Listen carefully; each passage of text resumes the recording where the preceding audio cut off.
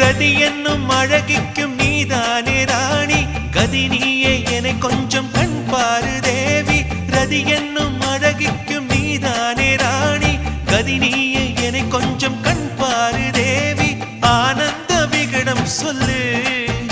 என்னை பேரின்ப நதியில் தள்ளு